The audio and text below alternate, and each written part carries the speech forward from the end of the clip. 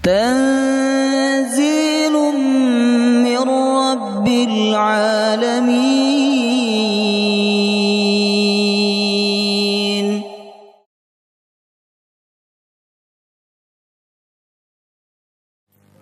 بسم الله الرحمن الرحيم. إن الحمد لله نحمده ونستعينه ونستغفره ونعوذ بالله من شرور أنفسنا وسيئات أعمالنا. من يهده الله فلا مضل له ومن يضلل فلا هادي له. أشهد أن لا إله إلا الله وحده لا شريك له وأشهد أن محمدا عبده ورسوله لا نبي بعده.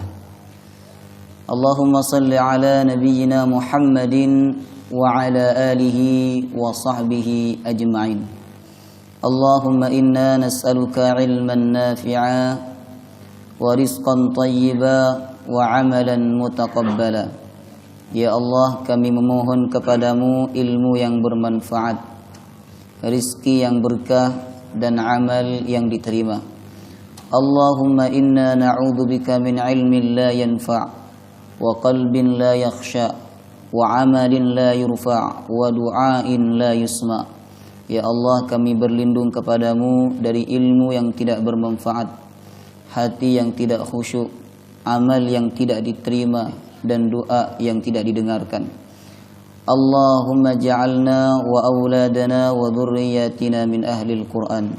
Ya Allah, jadikan kami, anak keturunan kami, ahli Al-Quran. Amin ya rabbal alamin. Jemaah sekalian, assalamualaikum warahmatullahi wabarakatuh.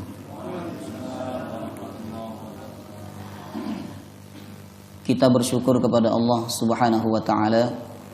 Alhamdulillah, Allah masih berkenan untuk mengumpulkan kita dalam perkumpulan yang mulia, perkumpulan yang penuh berkah, di tempat yang mulia dan di tempat yang penuh berkah. Kita berkumpul untuk membaca dan memahami kitab suci kita, yakni kitab Al-Quranul Karim. Kita berharap kepada Allah subhanahu wa ta'ala, semoga perkumpulan dalam rangka yang mulia ini menambah iman kita kepadanya. Allah berfirman, wa idza tuliyat alaihim ayatuhu zadatuhum imana. Orang-orang beriman itu cirinya adalah jika dibacakan ayat-ayat Al-Quran kepada mereka, zadatuhum imana, maka iman mereka bertambah. Selain itu, kita juga berharap kepada Allah subhanahu wa ta'ala, semoga hadirnya kita dalam perkumpulan ini menjadi sebab kita mendapatkan syafaat Al-Quran, sebagaimana yang dijanjikan oleh Rasulullah, Iqra'ul Quran fa innahu ya'ti yaumal qiyamah syafi'an li ashabi. Perbanyaklah baca Al-Quran, karena Al-Quran itu nanti akan datang memberikan syafaat bagi orang-orang yang senang membacanya. Jemaah sekalian, malam hari ini kita akan melanjutkan kajian tafsir masih dalam surah yang sama, yakni surah Al-Baqarah. Pertemuan sebelumnya kita mengakhiri sampai ayat yang ke-27.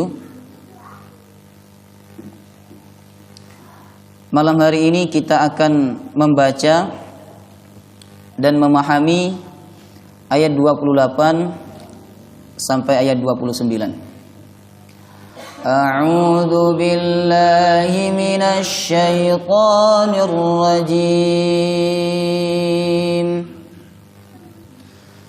Kaifa takfuruna billahi wa kuntum amwatan fa ahyaakum. Huruf kafnya ada bunyi hamas. Kaifatak. Jangan dipantul Bapak Ibu. Kalau dipantul, kaifatakfuruna billah. Itu cara baca yang kurang tepat.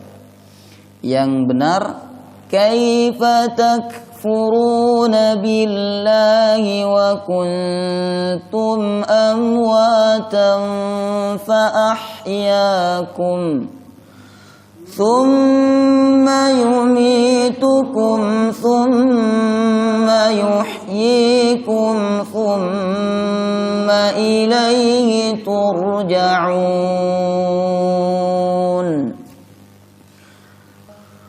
هو الذي خلق لكم ما في الأرض جميعا. Hati-hati huruf dotnya, huruf dot ma fil ardi. Jangan dibaca dal. Kalau dibaca dal bunyinya seperti ini. Lakum ma fil ardi jami'a. Ardi jami'a. Ardi, ya. Yang tepat dotnya tebal. Ardi, di.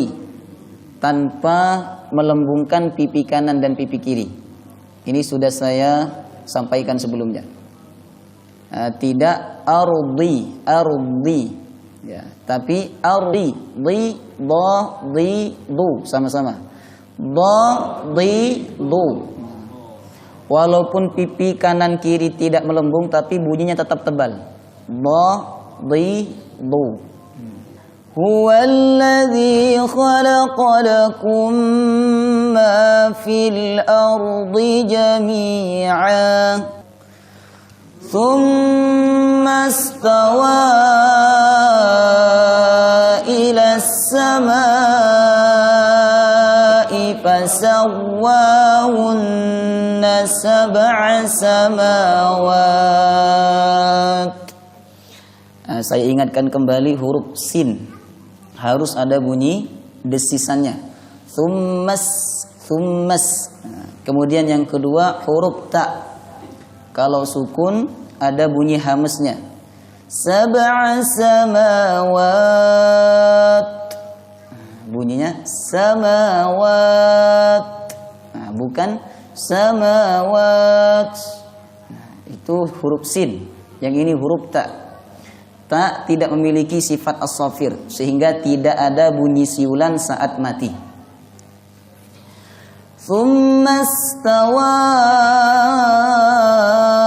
ila as-samaa'i fasawwahunna sab'a samawat. Istawa ada yang membaca imalah. Imalah itu harkat fathah tapi dimiringkan ke kasroh. Jadi istawa dibaca istawe. Pernah belajar? Itu masuk dalam belajar qiraatus sab'ah, ya. Cara baca imam yang 7. Thumma istawa ila as-samaa'i fasawwahunna sab'a samawat. Wa huwa bikulli syai'in alim. Wa huwa haknya lembut. Wa huwa. Jangan dibaca wa huwa bikulli. Itu kurang tepat. Lembut. Wa huwa. Sama-sama. Wa huwa. Wa huwa bikulli syai'in alim. Kaifa takfuruna billah? Bagaimana bisa kalian kufur kepada Allah? Wa kuntum amwatan, sedangkan kalian dulu mati. Fa ahyakum, lalu Allah hidupkan kalian. Thumma yumitukum, kemudian Allah mematikan kalian. Thumma yuhyikum, kemudian Allah menghidupkan kalian. Dan itu kehidupan yang abadi. Thumma ilaihi turja'un, kemudian kalian akan dikembalikan kepadanya. Allah tidak hanya menciptakan kalian, Allah tidak hanya menghidupkan kalian wahai manusia, tapi Allah juga memberikan kebutuhan hidup kalian di muka bumi. Sebagaimana firman-Nya, huwallazi, dia Allah, Alladzi khalaqalakum, yang menciptakan lakum untuk kalian wahai manusia, ma fil ardi jami'an, semua yang ada di bumi, tanaman, binatang, air, tanah, semua Allah ciptakan lakum, untuk kalian wahai manusia. Tsumma stawa ilas sama, kemudian Allah bermaksud ilas sama, ke langit. Istawa ila maknanya bermaksud. Kalau istawa ala beda lagi. Misalnya Allah berfirman, tsumma stawa 'alal 'arsy, kemudian Allah istawa 'alal 'arsy, itu beda lagi maknanya. Kalau istawa ila maknanya bermaksud. Tsumma stawa, kemudian dia Allah bermaksud ilas sama'i, menuju langit. Fasawwahunna, kemudian dia menyempurnakan langit, sab'a samawat, dengan 7 lapis langit. Wa huwa bikulli syai'in alim, dan dia Allah bikulli syai'in alim, terhadap segala sesuatu. Alim, maha mengetahui. Jemaah sekalian rahimakumullah, pada ayat sebelumnya Allah telah menyebutkan tentang orang-orang kafir. Baik Allah sebutkan dengan kalimat kafir, munafik, atau Allah sebutkan dengan kalimat fasik. Makna fasik sudah kita pahami, sudah kita pelajari pada pekan yang lalu. Setelah Allah Subhanahu wa taala menyebutkan tentang orang-orang kafir, pada bagian ini Allah mengecam dengan keras mereka yang kufur kepada Allah. Hal itu tanpa kalimat awal yang digunakan oleh Allah berupa pertanyaan. Kaifa takfuruna billah? Bagaimana bisa kalian kufur kepada Allah? Kok bisa kalian kufur kepada Allah? Padahal Allah yang menghidupkan kalian setelah sebelumnya kalian mati. Kemudian Allah yang mematikan kalian, kemudian Allah yang menghidupkan kalian, kemudian kalian akan dikembalikan kepadanya. Bagaimana bisa kalian kufur kepada Allah Subhanahu wa taala? Makanya membaca ayat ini harus ditekan atau dikejut supaya sinkron dengan maknanya. Kaifa takfuruna billahi wa kuntum amwatan fa ahyakum. Karena Allah mengecam dengan keras. Bagaimana bisa kalian kufur kepada Allah? Nah, kalau dibaca kaifa takfuruna billah, kurang pas dengan maknanya, Pak. Ngoten. Baik. Itu hubungan antara ayat 27 dengan ayat-ayat sebelumnya. Sekarang kita masuk kepada tafsirnya. Kaifa takfuruna billahi wa kuntum amwatan fa ahyaakum thumma yumitukum thumma yuhyikum thumma ilaihi turja'un. Allah Subhanahu wa taala memulai firman-Nya di ayat ini dengan sebuah pertanyaan. Kaifa, bagaimana?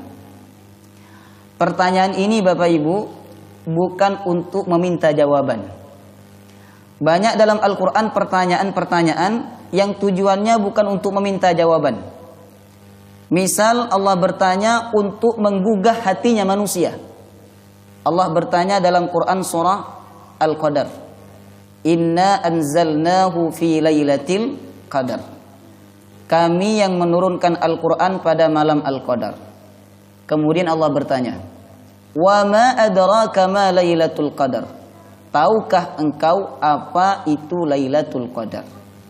Jadi pertanyaan itu bukan untuk meminta jawaban, tapi untuk menggugah hati manusia supaya dia bersemangat untuk mencari Lailatul Qadar.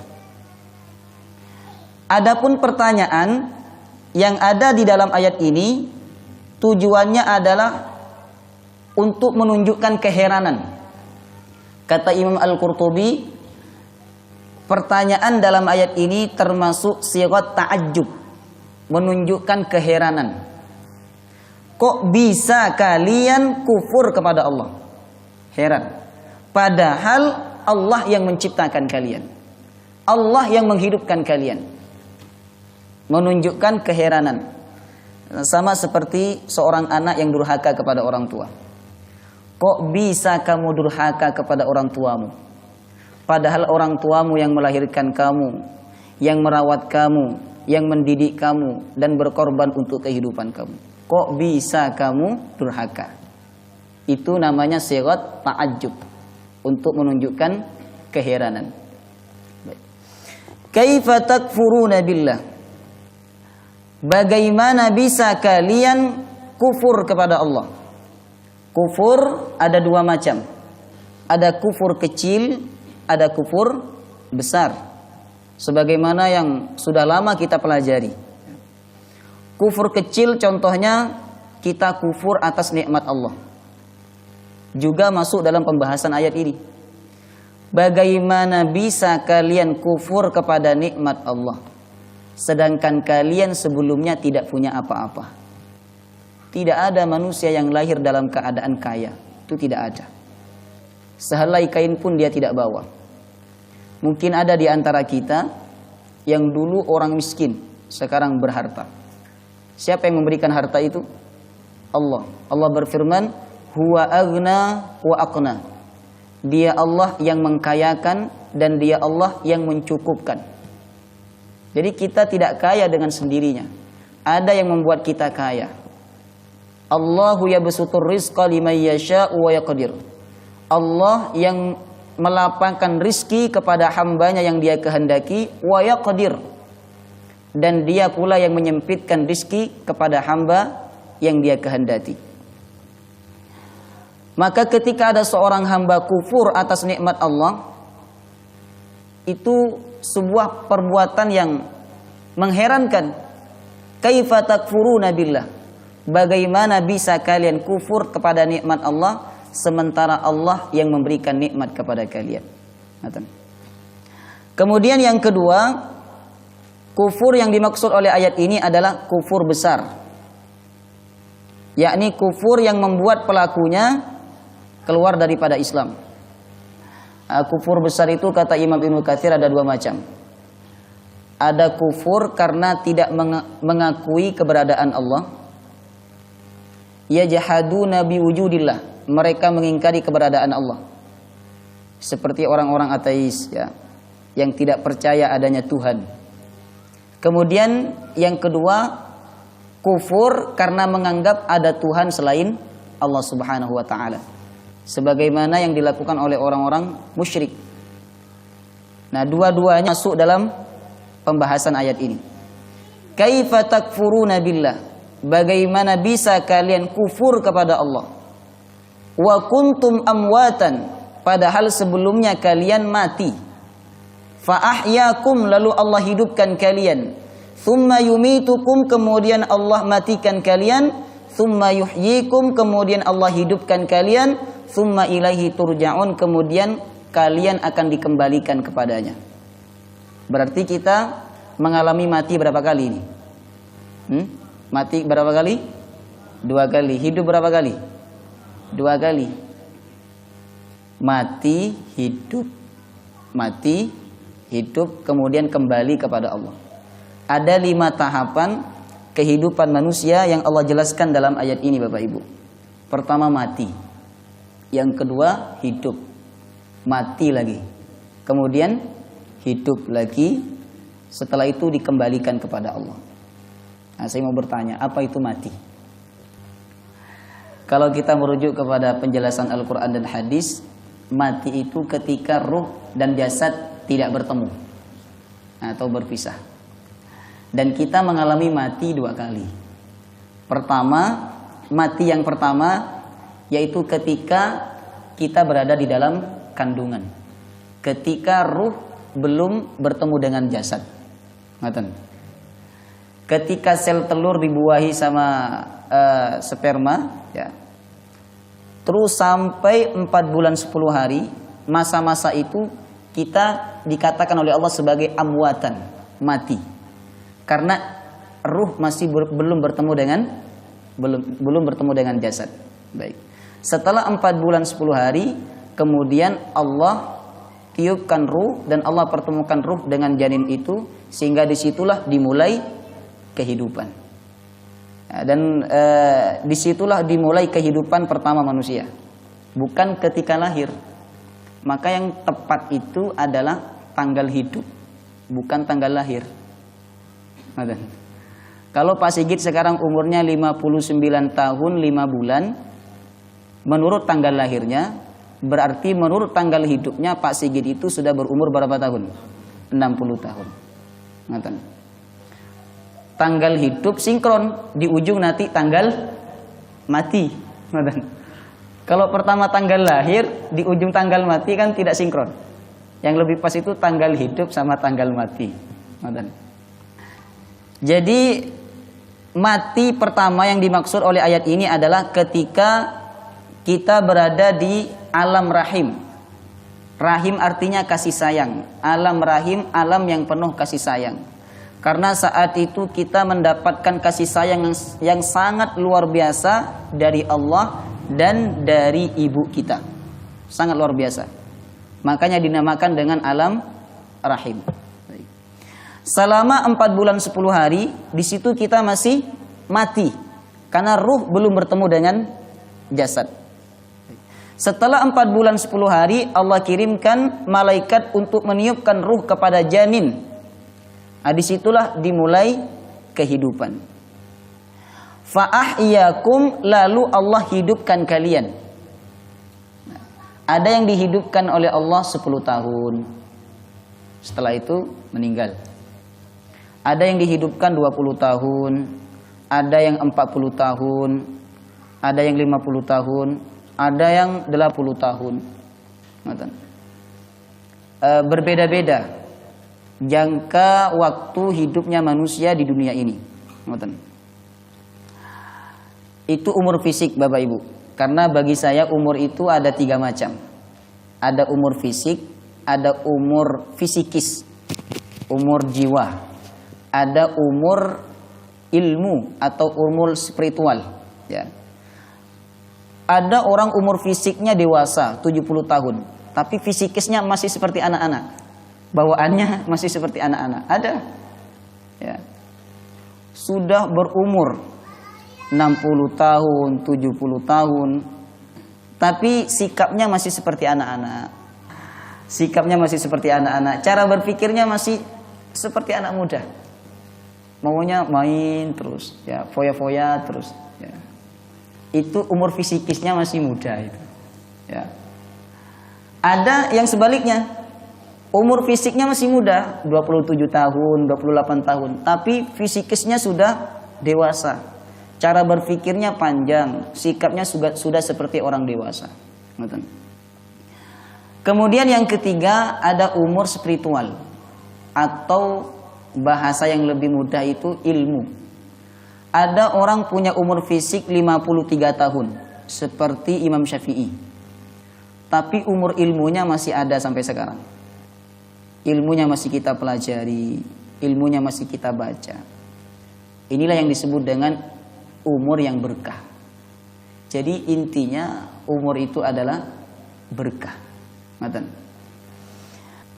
Allah Subhanahu wa taala berfirman, "Fa'ahyakum", lalu Allah menghidupkan kalian. Allah menghidupkan ada yang 10 tahun, 20 tahun, 30 tahun, ada yang 70 tahun. Tapi kalau kita merujuk kepada hadis Rasulullah SAW, beliau bersabda, "A'maru ummati baina 60 wa 70." Umur umatku itu di antara 60 sampai 70. Paling lama itu.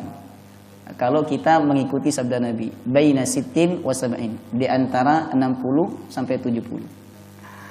Dan memang umur 60 sampai 70 itu umur yang ideal. Itu batas maksimal seseorang mengemban amanah besar. Batas seseorang mengurus perkara-perkara besar itu antara 60 sampai 70. Kalau sudah lewat 70 itu sudah tidak ideal Bapak Ibu. Kalau sudah 73, 80 itu sudah tidak ideal untuk memimpin perkara-perkara yang besar. Makanya Nabi kita itu wafatnya umur berapa? 63, itu hitungan Hijriyah. Kalau hitungan Masehi, umur Nabi itu 61 tahun. Karena selisih antara Hijriyah dengan Masehi itu cukup panjang. Berapa hari biasa? 11 ya. 10 sampai 11 hari. Jadi kalau dihitung dari tanggal hijriahnya, sebenarnya umur kita ini lebih dari yang sekarang. Kalau umur Pak Sigit sekarang berapa? 50. Berarti hijriahnya 53. 52 sampai 53. Jadi semua manusia yang hidup di dunia ini ada batas kuotanya. Ketika kuotanya sudah habis, dia tidak bisa nambah lagi. Beda dengan paketan. Paketan panjenengan habis bisa beli, nambah lagi. Kalau kuota umur kita sudah habis, tidak bisa, Pak. Idza jaa ajaluhum la yastakhiruna sa'atan wa la yastaqdimun. Apabila ajalnya sudah tiba, la yastakhiruna sa'atan wa la yastaqdimun. Tidak bisa dimajukan dan tidak bisa dimundurkan. Ketika batas umur kita sudah habis, thumma yumitukum. Lalu Allah Subhanahu wa taala mematikan kalian. Jadi kita mati 2 kali. Pertama mati karena belum bertemunya ruh dengan jasad. Yang kedua mati karena berpisahnya ruh dengan jasad. Ada yang mati dalam keadaan baik atau yang kita kenal dengan istilah husnul khatimah. Ada yang mati dalam keadaan su'ul khatimah. Na'udzubillah. Setelah mati itu apakah kita tidak hidup lagi? Masih ada kehidupan lagi. Allah berfirman, "Tsumma yuhyikum." Kemudian Allah menghidupkan kalian. Dan ini kehidupan yang selama-lamanya. Setelah ini tidak ada lagi kematian, Bapak Ibu. Tidak ada lagi kematian. Allah hidupkan kita. Tsumma ilaihi turja'un. Kemudian Allah mengembalikan kita kepadanya. Kalau kembali berarti kita ini berasal dari Allah. Saya dari Kalimantan. Kalau saya pulang itu bahasanya bukan pergi, tapi bahasanya adalah kembali, karena saya dari Kalimantan. Ketika bahasanya tsumma ilaihi turja'un, kepada Allah kalian dikembalikan, berarti kita ini berasal dari Allah dan akan kembali kepada Allah. Makanya kalau ada orang meninggal itu yang kita ucapkan apa? Inna lillahi wa inna ilaihi raji'un. Kita ini milik Allah dan kita akan kembali kepada Allah Subhanahu wa taala. Jadi ujung daripada kehidupan ini menuju Allah Subhanahu wa taala. Allah berfirman, wa anna ila rabbikal muntaha. Kepada Tuhanmu al-muntaha, tempat perlabuhan terakhir. Jadi tempat terakhir itu kita akan kembali kepada Allah Subhanahu wa taala. Dan itu tidak seperti kembalinya seorang anak yang merantau kepada orang tuanya. Buatan. Kita kembali kepada Allah, kemudian Allah hisab seluruh amal-amal kita. Allah hisab, Allah perhitungkan seluruh amal-amal kita.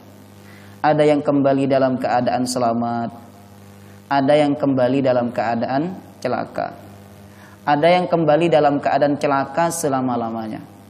Yang kembali dalam keadaan selamat, mereka yang kembali kepada Allah dalam keadaan bersih.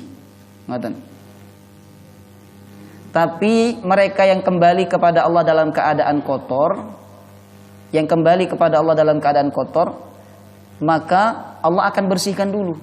Saya sering mengumpamakan seperti ini. Panjenengan pinjam baju kepada saya.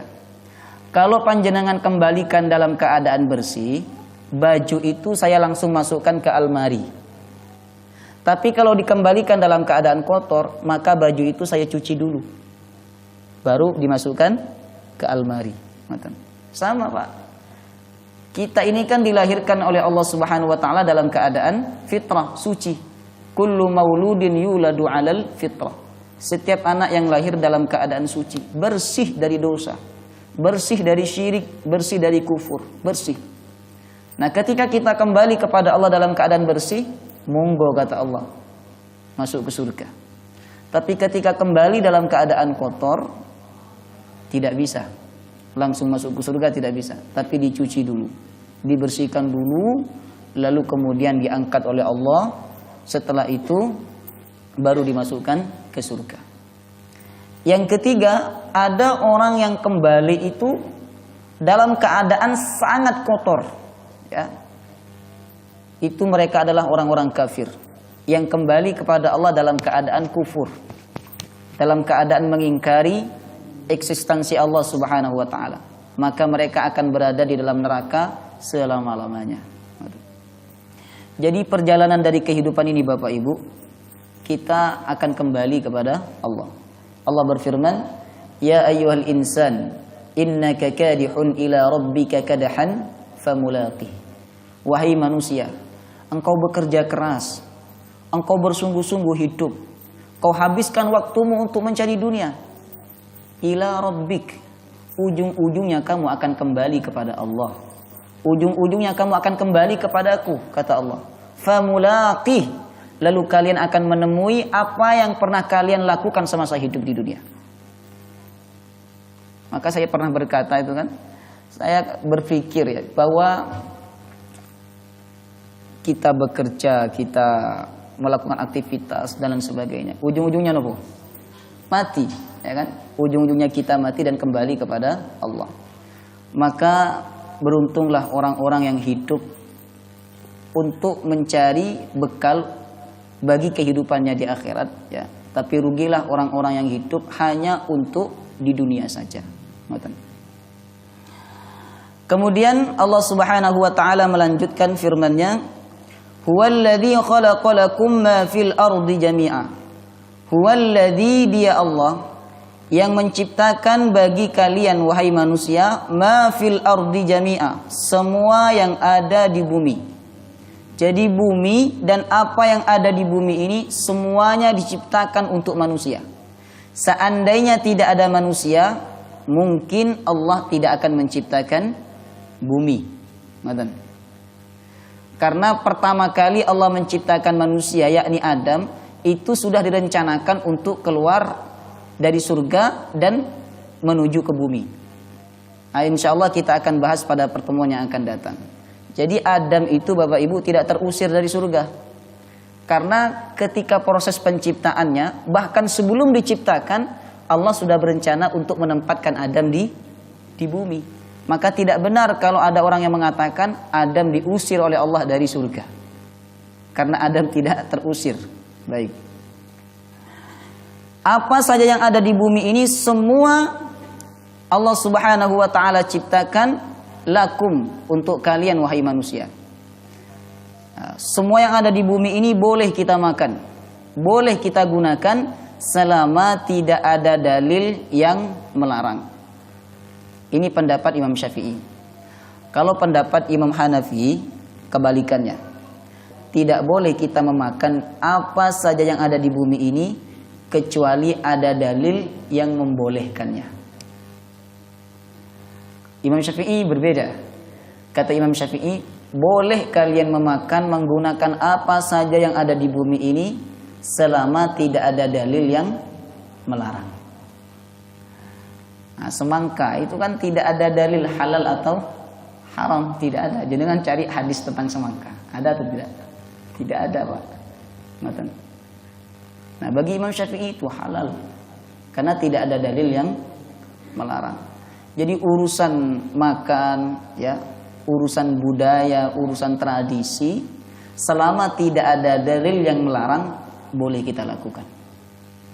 Tapi urusan ibadah tidak boleh kita lakukan kecuali ada dalil yang memerintahkan. Ini bedanya, ya. Mohon dibedakan Bapak Ibu. Ini banyak orang yang salah pemahaman. Kalau urusan tradisi, kebiasaan, adat istiadat, makan, minum dan sebagainya, gaya hidup dan sebagainya, selama tidak ada dalil yang melarang, boleh kita lakukan. Tapi urusan ibadah tidak boleh kita lakukan kecuali ada dalilnya, ada perintahnya. Kalau tidak, kita akan masuk dalam perbuatan bid'ah yang dikatakan oleh Rasulullah, kullu bid'atin dhalalah wa kullu dhalalatin finnar. Setiap bid'ah yang mengada-ngada dalam ajaran agama Islam itu sesat, dan setiap yang sesat itu berada di dalam neraka. Jadi semua apa yang ada di muka bumi ini boleh kita makan, boleh kita nikmati, boleh kita pakai selama tidak ada dalil yang melarang.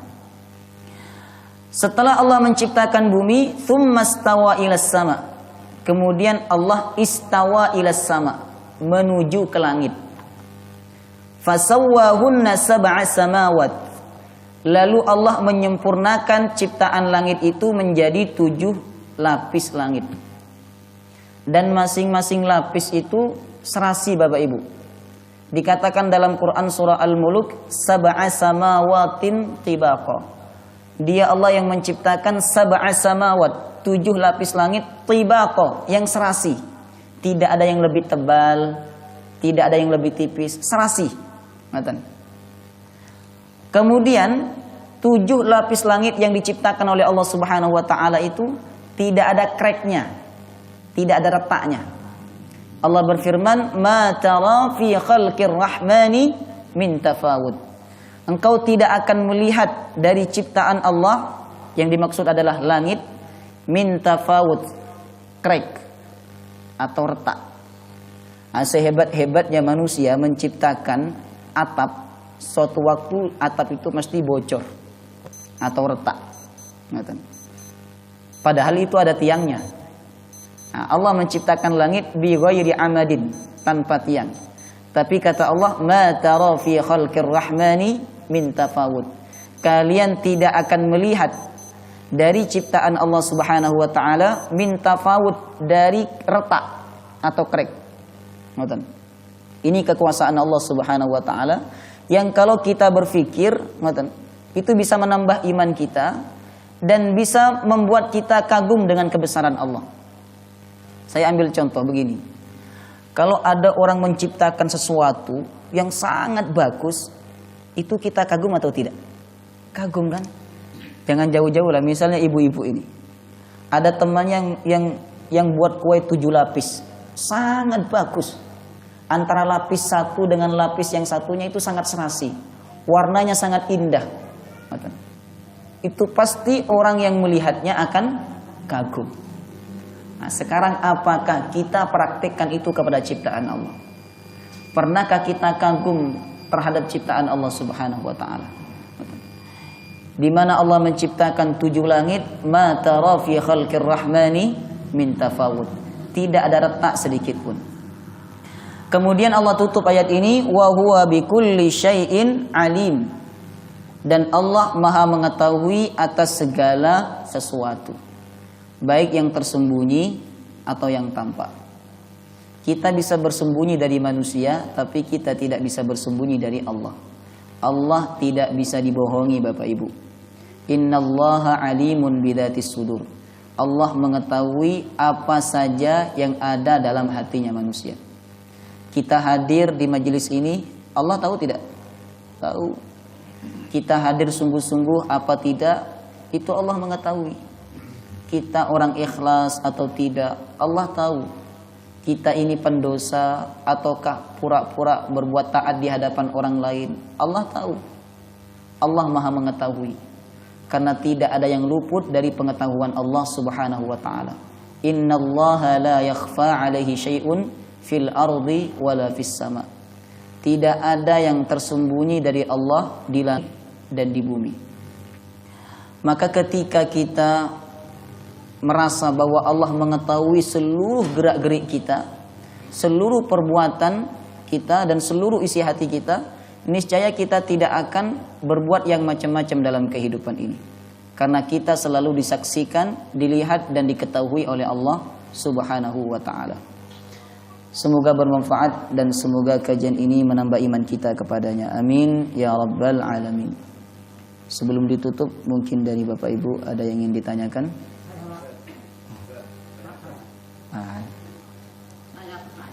Silakan. Tadi diterangkan, manusia ini akan bersuci. Kalau yang bersih masuk surga. Baik, saya jawab dulu. Masya Allah, pertanyaan sangat bagus ya. Bagus pertanyaan. Baik. Kalau sebelum meninggal kita bertaubat kepada Allah, Allah akan ampuni dosa-dosa kita, sehingga kita kembali kepadanya dalam keadaan bersih. Yang dimaksud bersih itu mendapatkan ampunan Allah sebelum dia meninggal dunia.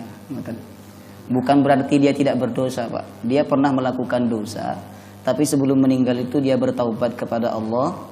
Dia banyak beramal soleh. Maka Nabi mengatakan dalam sebuah hadisnya, ciri-ciri orang itu husnul khatimah, sebelum meninggal dia dibuat rajin ibadah dan rajin bertaubat sebelum itu. Maka siapa di antara kita yang sakit-sakitan, umur sudah sepuh, menjelang meninggal dunia itu rajin banget beribadah. Sebelumnya dia tidak rajin beribadah, tapi menjelang meninggal itu dia rajin banget beribadah. Rajin istighfar, rajin sholat malam. Itu tanda dia wafat dalam keadaan husnul khatimah. Dan insya Allah dia akan kembali kepada Allah dalam keadaan bersih, karena dosa-dosanya sudah diampuni oleh Allah Subhanahu wa ta'ala. Ngoten Pak nggih? Alhamdulillah. Silakan. Saya itu sering dengar orang itu dalam berdoa minta panjang umur, doanya itu. Baik. Pertama, Nabi itu berlindung kepada Allah dari umur yang sangat tua. Min ardhalil umur, dari umur yang sangat tua. Ya, umur 90, 100 tahun, ya. Kalau makan disuapin, pokoknya menyibukkan keluarganya. Nabi berlindung daripada umur seperti itu, karena bagi Nabi umur yang penting berkah. Baik. Apakah ada tuntunannya berdoa meminta umur panjang, sehat, taat, kan begitu kalau kita berdoa. Baik. Kalau hadis secara khusus menganjurkan kita untuk meminta umur panjang itu belum saya temukan. Bahkan bisa dikatakan tidak ada. Tapi Nabi pernah mendoakan salah satu sahabat untuk punya umur panjang. Namanya sahabat Anas bin Malik. Ketika umur 10 tahun datang ke Rasulullah SAW, dia masih lari-lari, masih kecil. Dia ini orang miskin. Maka Nabi doakan dia pertama, Allahumma kthir amwalahu. Ya Allah, banyakkan hartanya. Banyakkan harta anak ini. Kemudian wa waladahu, banyakkan anaknya. Banyak harta, banyak anak. Nah, kemudian wa atil hayatahu, panjangkan umurnya. Makanya umur Anas bin Malik itu 80 tahunan umurnya, karena dapat doa dari Rasulullah, wa atil hayatahu. Kemudian wabarik fi ma a'taitahu, ampunkan, wabarik fi ma a'taitahu, berkahi apa yang kau berikan kepadanya. Kaya, anak banyak, apakah istri banyak? Saya tidak tahu. Kaya, anak banyak, umur panjang, kemudian hidup berkah, itu nikmat, Pak. Baik. Jadi kalau melihat dari hadis ini, Nabi pernah mendoakan salah satu sahabatnya untuk punya umur panjang. Artinya apa? Berdoa umur panjang itu boleh saja. Apakah doa itu akan mengubah takdir yang telah ditetapkan oleh Allah Subhanahu wa taala?